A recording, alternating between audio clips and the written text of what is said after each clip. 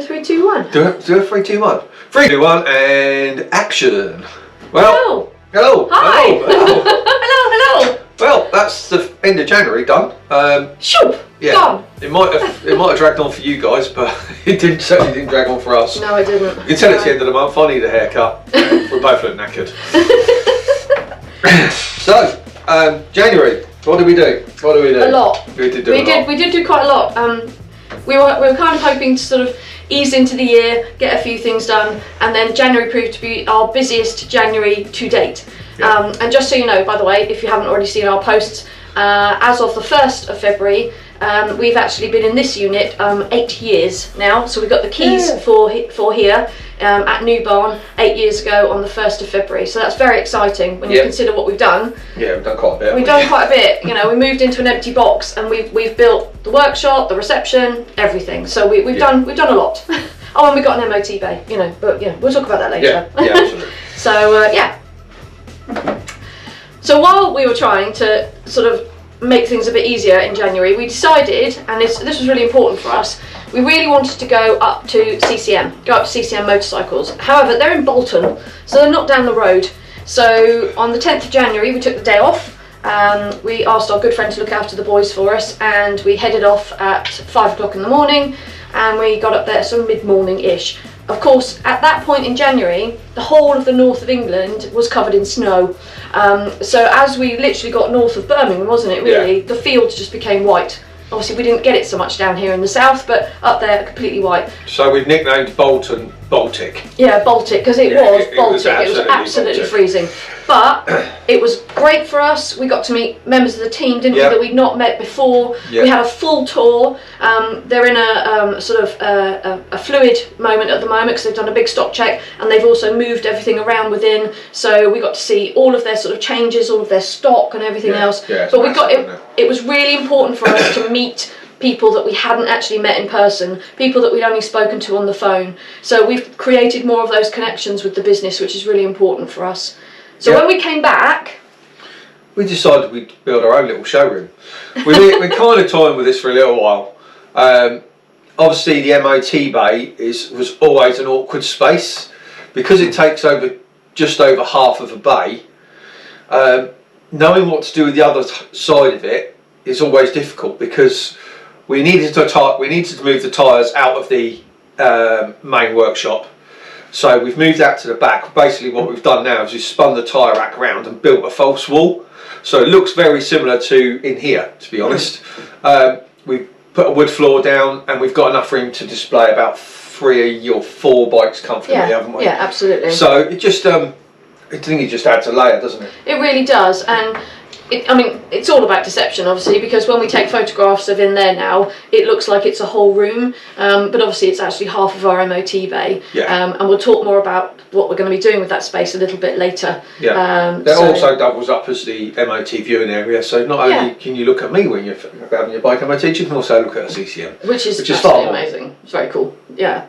So I'm sorry. So in the background, there are those that know us know that there is always something going on in the background. We've always got something that we're working towards, and one of the things that we've been wanting to do for years is actually put an e-commerce site together. So basically an online shop.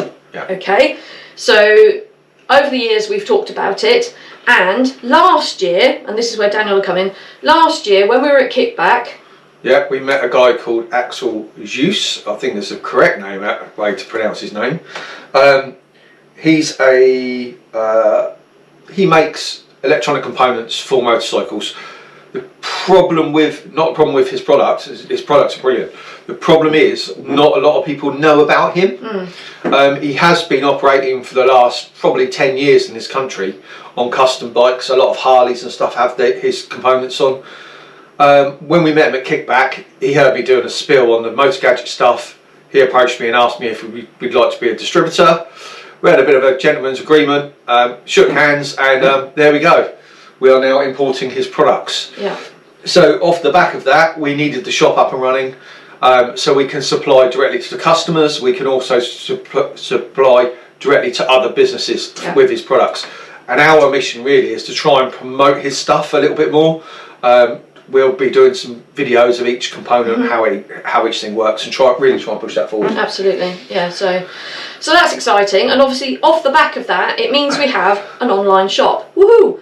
Because then there's other things that we can obviously put on it. Yeah. So we are developing sort of bits and pieces for the CCMs. We've got some lovely signs that we can put on it. We've got bits and pieces of our apparel we can put on it. So the idea being, of course, is that once we've got an e-commerce page, it actually makes the traffic to our website increase, which means we're more exposed to people. So that's really good for us. Yeah, it's just an awful lot of work in the background to do. Yeah, it really is. Why we've been working 7 days a week. Yeah, so it's Sunday today, just so you know. So we're here on Sunday because we had to do this on a Sunday. Yeah. So basically that's the big bit that we've been doing sort of in the background.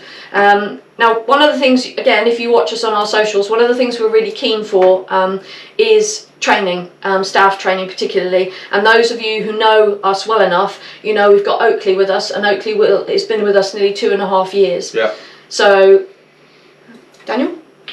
Yeah, so over those 2.5 years, you've become a very good technician. Don't tell him, because he'll get a big head. But there's always room for improvement. So what I've done over the last couple of years is, whenever we're a little bit quieter, I say to him, right, let's put a training day in. What do you want to learn? So in the past, we've done cam bouts and cam timing. And this time we've done a bit more on the electrical side of stuff. Obviously, I'm getting to the point where I'm saturated with work. I need to start being able to pass that on to Oakley. So if we've got a slightly simpler electrical repair to do, I can comfortably give it to him. So he's been practicing with his soldering, connectors. People think it's easy to crimp a connector on, but to actually do it right, is you've got to use the right tool, you've got to put the right bit of wire through. It is more complicated than it looks. So he's been practicing that, which is fantastic. Yeah, he's coming along really well, so I'm really pleased. And obviously with those training days, it means that, obviously, I mean, Daniel's been doing this for 36 years.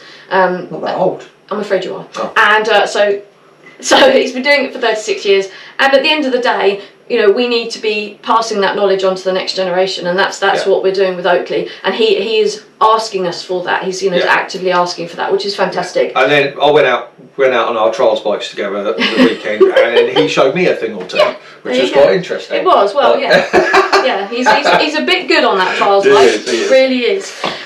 So off the back of all of that, and again, it's all the stuff that goes on in the background that's not necessarily seen. I've been working on our events diary for this year, and I said to Daniel at the end of last year, we really need to sort of try and find some time for ourselves this year. That would be lovely. So what I've done instead is I've put 17 events into our events calendar this year. Sorry. But they all obviously have a great purpose. So what I've done is I've created some CCM sales and test ride mornings. Yeah. So where we've got the bikes here, we would like to be able to showcase CCM motorcycles in the south, and that's what is our mission. Not many people still know who they are or what they do, and not many people know what they ride like, and that's what we'd like to break down those barriers and let people sort of come in and be able to look at them. And so from the 1st of March every month up to November, I've got one day in the month, and it'll be a Saturday. And again, the first one is on the 1st of March, and if you look in our socials or our website, you'll see all the rest of the events. They're all in there for you to have a look at.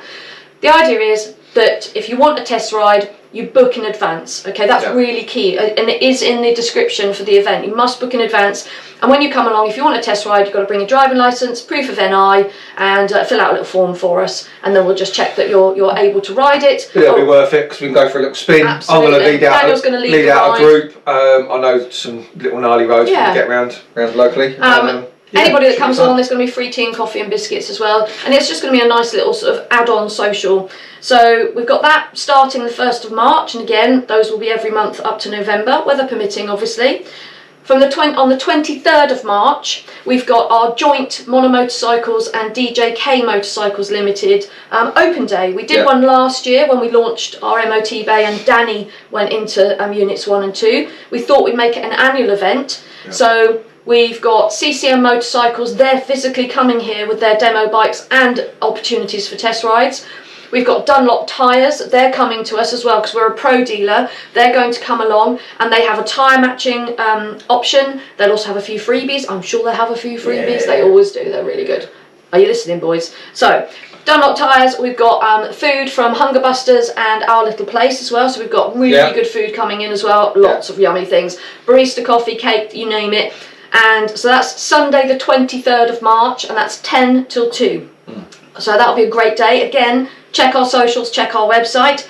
Breakfast Club. Breakfast Club is back for 2025. Good grief, I can't believe we're here. So 2025, our first Breakfast Club is going to be on Sunday the 27th of April. Obviously, weather permitting, fingers crossed, we don't get rained off, but you know what? We're staying positive, okay? So we're staying positive. Again, keep an eye on our socials, keep an eye on our website. All of the details of our events and where we are and what we're doing, they're all on there, okay? So it's a busy year, but it's a great opportunity for people that don't necessarily know where we are or who we are to come and find out a bit more, whilst also eating really good food.